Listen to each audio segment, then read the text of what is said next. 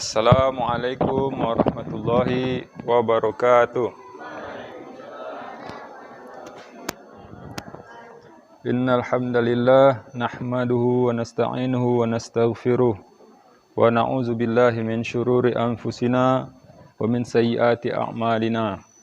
May yahdihillahu fala mudhillalah wa may yudlil fala hadiyalah. Asyhadu an la ilaha illallah wahdahu la syarikalah wa asyhadu anna Muhammadan abduhu wa rasuluh allazi la nabiyya ba'dah, amma ba'd. Qala Allah Ta'ala fil Qur'anil Karim, a'udzu billahi minasy syaithanir rajim. Bismillahirrahmanirrahim. Wa iz qala Ibrahim rabbi arini kaifa tuhyil mauta. Qala awalam tu'min? Qala bala walakin liyatma'inna qalbi. Al-ayah. Wa qala Rasulullah sallallahu alaihi wasallam, man shoma ramadhana imanan wa ihtisaban ghufira lahu ma taqaddama min zambi. Shadaqallahul azim wa shadaqa rasuluhun nabiyil karim wa nahnu ala zalika minasyahidin wasyakirin. Alhamdulillahirabbil alamin. Lun mulai latibo godok batinta. Subhanallah. Tambah lo raki ya. Boleh.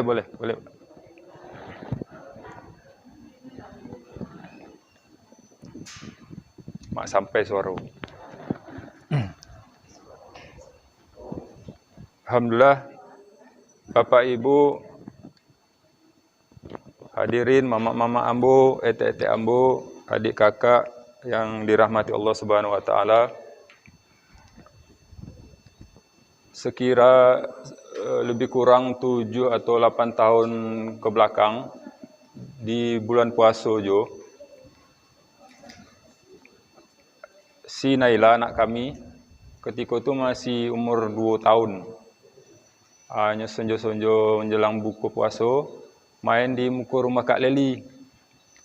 Main jo anak-anak rame-rame, kira lewat ada anak SMP tiko tu bonda-onda. Tas rempet lah si Naila ko. Hari ndaklah mulai buka puasa. Jadi memaki lah si Naila. Lihat kira anak lah di aspal tu. Langsung bawa ke bidan ini sekali. Tiba situ diperiksa di bidan ini.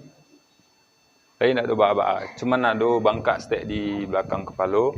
Tu ditanya, lain ada muntahnya. Ndak ada bu. Kok tu ndak ada bak. Bela bawa pulang. Beko kok muntahnya, bawa psikolik. Alhamdulillah sampai rumah. Disuruhlah anak kau tadi buka lah kak. Ndak bak ada kok sakit kau boleh nak puasa. Akhirnya bertahan jo karena ada waktu sekitar berapa minit lagi buku kan. Kira ndak lama sudah tu mulainya mual. Agak-agak kamuntah. Situ mulai cameh wak. Kau yo serius nampak. Bawa lihat ke bidan ini. Kok benda tu yo bawa ke rumah sakit lah. Tiba rumah sakit, langsung disarankan untuk foto ronsen. Alhamdulillah ada dona waktu tu, nolong prosesnya agak capek stek. Di ronsen lah anak kau. Sudah ronsen hasilnya nampak. Di belakang pas di bangkaknya tu bentuk garis. Dugaan awak kau retak. Masya Allah, kau yo serius nampak. Mungkin geger otak gitu. Jadi mulai tambah cameh lagi. Tu dokter, awak tunggu besok lagi. Dek hari lah malam kan, dokter spesialis lah ndak tu. Besok baru datang. Adilah nama pasien tu menanti. Tiba besok, cek dokter, aku harus CT scan untuk memastikan garis tadi. Kalau foto ronsen saja ndak tapik gitu analisanya, diagnosanya. Tapi CT scan ndak ada di rumah sakit awak. Yang ada di Bukit Tinggi. Tu baru rujuklah ke Bukit Tinggi si Naila tadi dibawa ke Bukit Tinggi hari lah sonjolo. Tiba situ ndak ada lo dokter spesialis lah. Nanti lo besok. Awak lah tambah cameh je. Jadi terpaksa menanti semalam lagi. Besok tiba dokter spesialis, "Bapak dokter, wak CT scan anak ko le." Ndak mau itu dah pak. Saya lihat tu perkembangan halo lah, anak lah mau deko. Jadi kecil dokter tadi, anak ko baru 7 tahun. Kalau CT scan tu ada efek samping, bahaya dek anak-anak.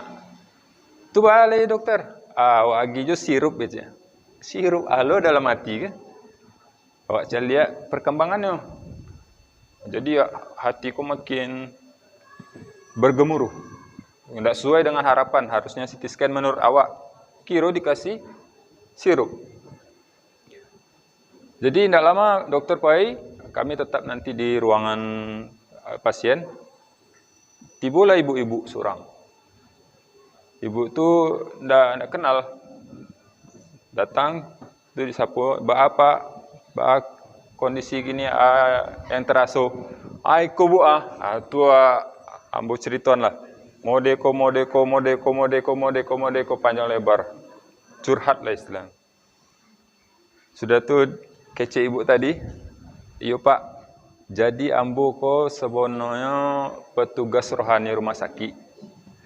Tugas ambo ko datang untuk mengingatkan awak bahwa apapun yang terjadi ko serahkanlah kepada Allah. Itu Pak Imi. Selama ko awak yang ingatkan orang. Kalau ada orang dapat musibah, awak yang ingatkan sabar.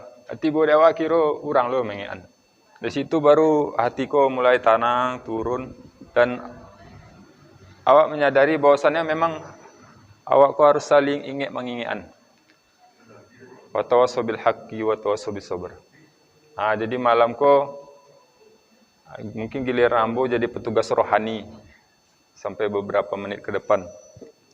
Kita awali dengan bersyukur pada Allah Subhanahu wa taala dengan ucapan alhamdulillahirabbil alamin. Allah berfirman, "Wa ta'azzana rabbukum la in syakartum la azidannakum." Dan ingatlah Allah telah umumkan bahwa barang siapa yang benar-benar bersyukur, maka benar-benar kami tambah. Jadi kalau hari ini kita merasa nikmat Allah itu belum begitu benar-benar ditambah, mungkin masalahnya karena kita belum benar-benar bersyukur. Dan kata Nabi, cara yang paling mudah untuk mensyukuri nikmat Allah itu adalah dengan melihat ke bawah, calik orang yang keadaannya di bawah.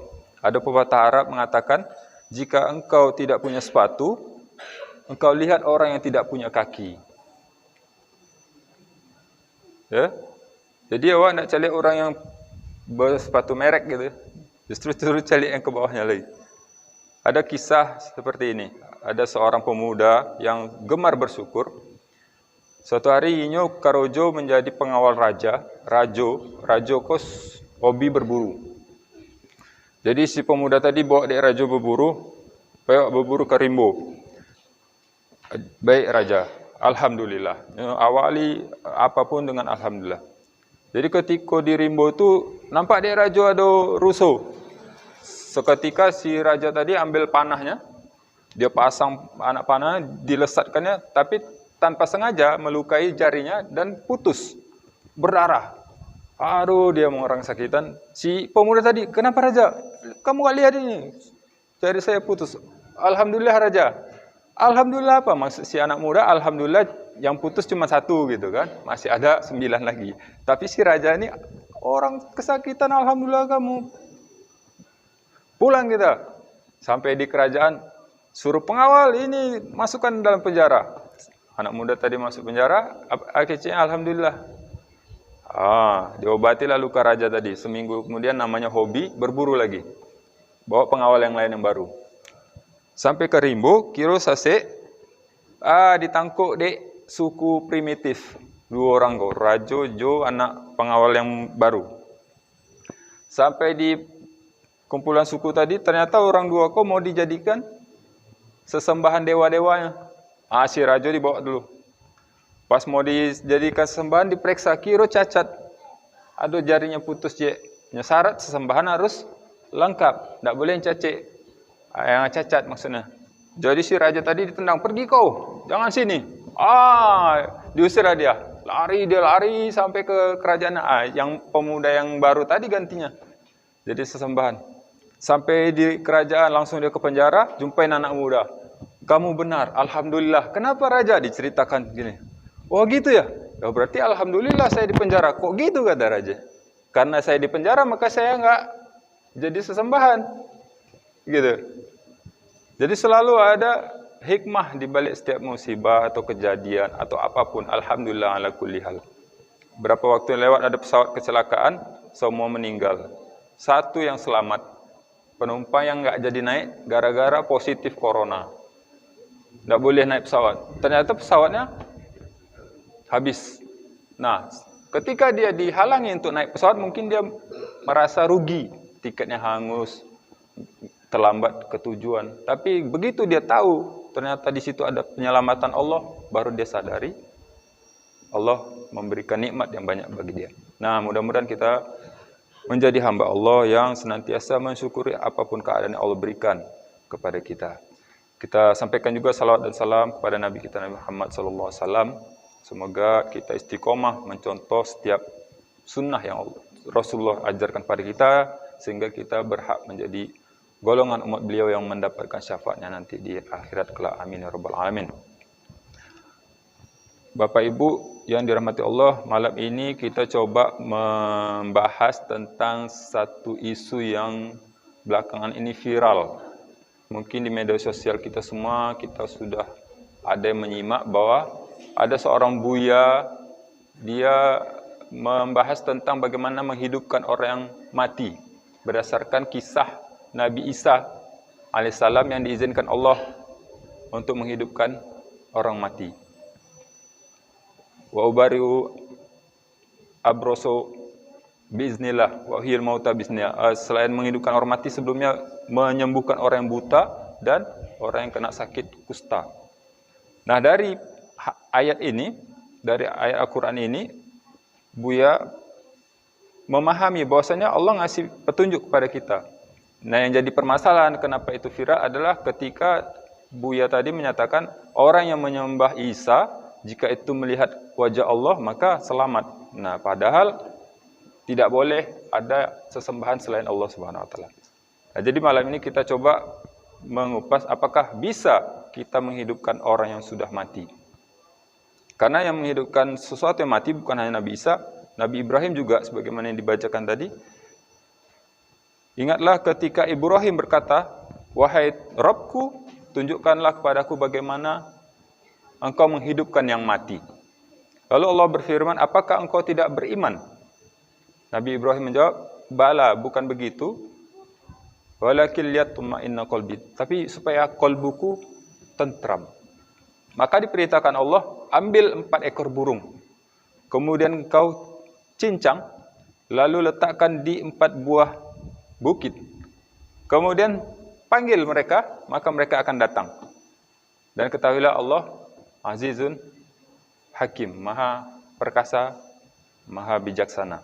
Nah, dipraktekkan oleh Nabi Ibrahim seperti itu. Artinya apa? Jika Allah berkehendak, apapun bisa terjadi. Nah, bagaimana dengan umat Nabi Muhammad? Bisa nggak kita menghidupkan pula orang yang mati? Jadi, kita tanya 2 hal. Jika kita punya kemampuan untuk menghidupkan orang mati, siapa kira-kira yang akan kita hidupkan? Apakah orang tua kita, pasangan kita, keluarga kita, anak kita, siapa? Itu pertanyaan pertama. Yang kedua, pertanyaannya adalah, jika mereka bisa dihidupkan, kira-kira mereka mau ngapain lagi di dunia ini? Kan gitu, kalau udah hidup. Nah, pertanyaan kedua ini dijawab dalam surah As-Sajdah. Walau taro izil mujrimuna walau taro izil mujrimuna musfikina al-ayah, sehingga dikatakan bahwa Rabbana absorna wa sami'na farji'na na'mal solihan. Ya Rabb, kami udah melihat akhirat ini gimana, dan kami sudah mendengar. Maka mohon kembalikan kami ke dunia supaya kami bisa beramal soleh. Inna mukinu, sesungguhnya kami hari ini sudah yakin dengan apa yang kau jelaskan tentang akhirat. Jadi orang yang mati itu memang berangan-angan ingin hidup lagi, Supaya apa? Supaya bisa beramal soleh. Bukan supaya bisa berwisata atau berbisnis dan yang lainnya, tapi supaya bisa beramal soleh. Bahkan lebih rinci lagi amal solehnya dijelaskan di surat Al-Munafikun ayat 10. Anfiqu mimma razaqnakum min qabli ayyati ahadakumul maut fayaqulu rabbi laula akhartani ila ajalin qarib fa asaddaqu wa akum minas solihin. Maka infakkanlah apa yang kami rezekikan padamu sebelum sampai hari di mana salah seorang di antara kalian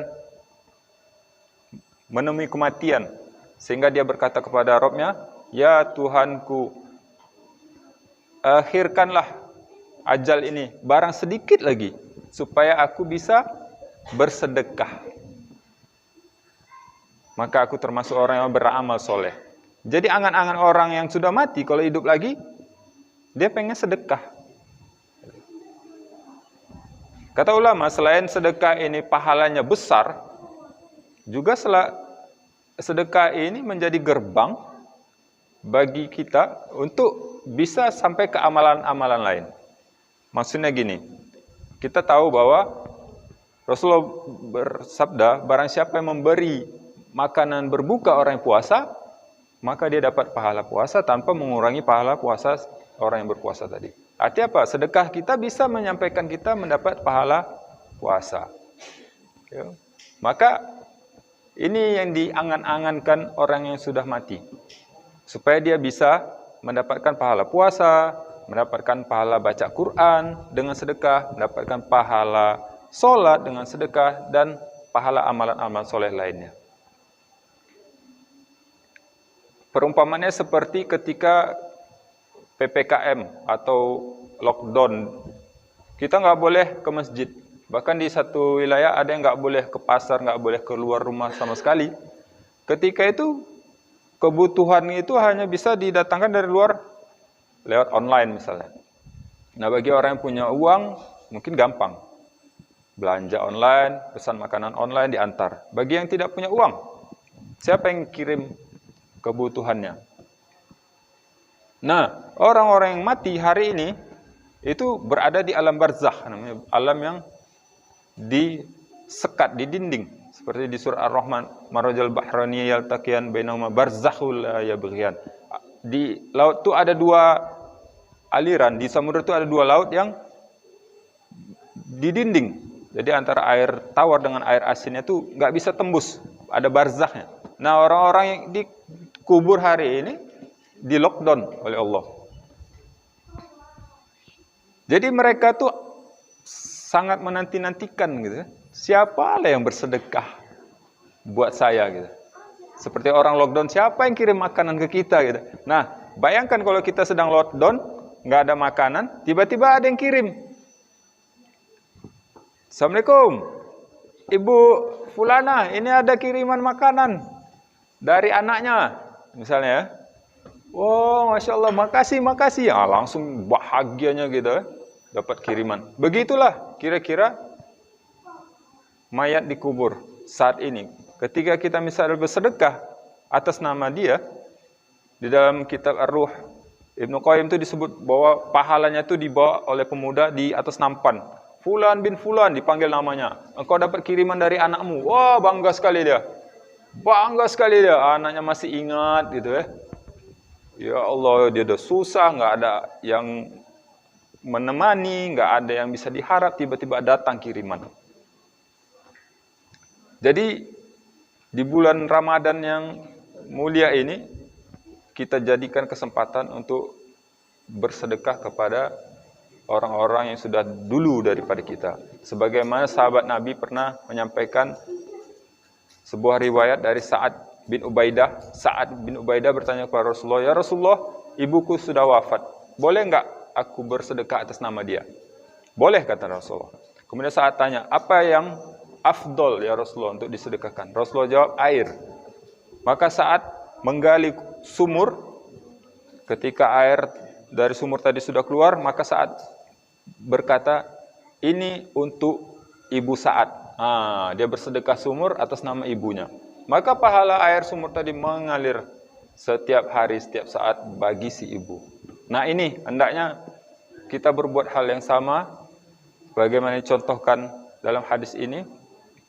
Karena orang-orang yang lebih dulu itu berharap sekali. Kita belum tahu kan, karena kita belum mengalami. Kalau mau tahu, kita mati dulu kan gitu. Tapi gambarnya seperti lockdown tadi, lebih kurang. Susah kita ketika lockdown. Nah lebih susah lagi orang di dalam kubur.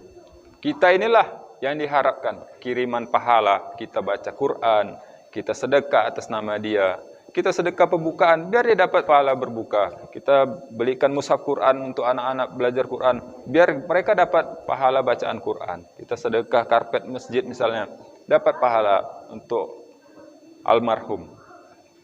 Nah selanjutnya, selain untuk mereka, kita pikirkan juga bagaimana dengan kita gitu. Nyampang kita nyampe ajal, kira malang, ndak ada loh orang yang kirim buat kita. Mumpung kita masih hidup, kita pula yang siapkan bekal investasi buat kita. Kata Nabi, jika mati anak Adam maka putus amalnya kecuali 3 hal. Sedekah jariyah, ilmu bermanfaat, dan waladun soleh, anak yang soleh. Nah 3 inilah tabungan kita kalau mau kita punya investasi. Jadi ketika kita lockdown nanti dalam kubur, kita punya tabungan. Aman. Kalaupun tidak ada yang kirim, kita punya aset yang mengalirkan pahala buat kita. Dan ketiga hal ini, amal jariyah, ilmu bermanfaat, anak yang soleh, ini bisa kita kumpulkan dalam satu tempat yang namanya pesantren, yang namanya sekolah tahfiz, yang namanya madrasah. Karena di situ ketika kita beramal jariyah di situ, amal jariyah kita tadi dipakai untuk menyebarkan ilmu yang bermanfaat. Kan gitu. Ilmu yang bermanfaat untuk mencetak anak-anak yang soleh. Jadi 3-tiganya dapat. Ketika kita bersedekah jariyah bagi pesantren, madrasah, di situ aset kita terkumpul. Jadi kita udah punya tabungan. Tapi diingatkan oleh Allah, ya, setelah surat yang menjelaskan Ibrahim melihat Allah menghidupkan mati tadi, Allah jelaskan tentang pahala bersedekah di jalan Allah. Masalul ladzina yunfikuna amwalahum fi sabilillahi kamasali habbah. Barang siapa, perumpamaan orang yang berinfak di jalan Allah seperti sebuah biji. Ambatat sab'a sanabil, yang tumbuh darinya 7 tangkai. Fi kulli sumbulatin mi'atu habbah. Setiap tangkai ada 100 biji lagi. Jadi 7 tangkai 100 biji berarti 700. Allah yudha'ifu may yasha, Allah lipat gandakan siapa yang dia kehendaki. Allah wasi'un alim, Allah maha luas, maha mengetahui. Alladzina yunfikuna amwalahum fi sabilillah summa la yatbi'una malahu wala azza. Yaitu orang berinfak di jalan Allah tapi tidak ikuti dengan menyebut-nyebutnya. Jadi diwanti-wanti, jangan setelah kita infak disebut-sebut lagi. Itu tuh aden tuh yang sedekah. Di situ tuh. Apalagi sampai menyakiti hati orang yang menerimanya. Di ayat yang selanjutnya itu diumpamakan seperti batu yang di atasnya ada debu, kemudian ditimpa hujan yang lebat selebat-lebatnya. Maka debu tadi habis. Ya. Debu itu kalau kita ambil segenggam, kalau kita hitung, ya mungkin nggak ada yang pernah hitung debu. Itu kan banyak gitu. Kecil-kecil tapi banyak. Nah, karena kita sebut, kita ungkit-ungkit seperti debu yang disiram hujan lebat, kata Allah. Jadi setelah kita infak, biar aja. Kita cuma boleh melafazkan seperti Sa'ad tadi. Ini untuk ibu Sa'ad. Kalau kita sebutkan seperti itu, ini untuk orang tua, ini untuk anak, ini untuk almarhum, segala macam, itu saja. Setelah itu jangan lagi diungkit. Karena nanti turun hujan lebat menghapus jejak debu yang sudah kita infakkan. Suatu ketika sebagai penutup, Rasulullah sedang duduk di dalam majelisnya, datang seorang musafir berkata, "Ya Rasulullah, berikanlah aku makanan, aku sangat lapar, dan selai kain untuk menutupi badanku, dan aku minta 10 dinar untuk biaya aku pulang ke rumah." Rasulullah berkata, "Aku tidak punya apa-apa untuk disedekahkan, tapi aku akan tunjukkan, karena barang siapa yang menunjukkan kebaikan, mendapat pahala kebaikan." Maka datangilah Fatimah, dia orang yang lebih cinta kepada Allah dan Rasulnya, maka dia akan mencukupi apa yang kau perlukan. Ditunjukkanlah oleh Bilal rumah Fatimah. Sampai di rumah Fatimah, Fatimah nggak punya makanan, nggak punya apa-apa diberikan, tapi dia ingat dia punya kalung hadiah pernikahannya dengan Ali. Nah, oleh Fatimah diberikanlah kalung ini. Juallah, kata Fatimah. Mudah-mudahan bisa mencukupi kebutuhanmu. Lalu musafir tadi balik lagi ke majelis Rasulullah. "Ya Rasulullah, aku diberikan ini oleh Fatimah." Rasulullah terharu, menitikkan air mata. Kemudian datang sahabat namanya Ammar bin Yasir. "Wahai musafir, berapa engkau jual emasmu tadi?" Kata si musafir, "Aku hanya perlu 10 dinar untuk pulang ke rumah, satu potong roti untuk aku makan, dan selai kain untuk menutupi bajuku." Maka dibeli oleh Ammar 20 dinar dan 1 keranjang roti beserta 1 buah pakaian yang bagus dan 1 ekor unta untuk dia pulang. Lalu emas tadi dibawa Ammar ke rumah, diberi pewangi, diberi parfum. Kemudian Ammar perintahkan kepada budaknya namanya si Asom, "Hadiahkan emas ini kepada Rasulullah, dan engkau aku merdekakan untuk dan engkau aku hadiahkan juga jadi budaknya Rasulullah." Maka Asom antar kepada Rasulullah SAW. Kemudian Rasulullah melakukan hal yang sama, "Antarlah ke rumah Fatimah, dan engkau pun aku hadiahkan untuk Fatimah." Lalu Asom pergi ke rumah Fatimah. "Wahai Fatimah, ini hadiah dari Rasulullah." Kembali lagi lah emasnya Fatimah tadi. Kata Fatimah, "Sekarang engkau kumerdekakan." Mendengar itu, Asom tadi girang dan tersenyum. "Kenapa engkau tersenyum?" Kata Fatimah. Asom bilang, "Wahai Fatimah, kalung emasmu ini sudah memberi makan orang kelaparan, memberi pakaian orang yang telanjang, dan memerdekakan budak, sementara kalungmu kembali lagi kepadamu." Jadi sebenarnya kebaikan yang kita berikan itu sebenarnya buat kita lagi. Tidak akan hilang dan bekasnya akan menguntungkan buat kita, bahkan di dunia, lebih-lebih di akhirat. Mungkin demikian petugas rohani malam ini. Salah dan janggal lebih kurang mohon dimaafkan. Wabillahi taufiq wal hidayah. Wassalamualaikum warahmatullahi wabarakatuh.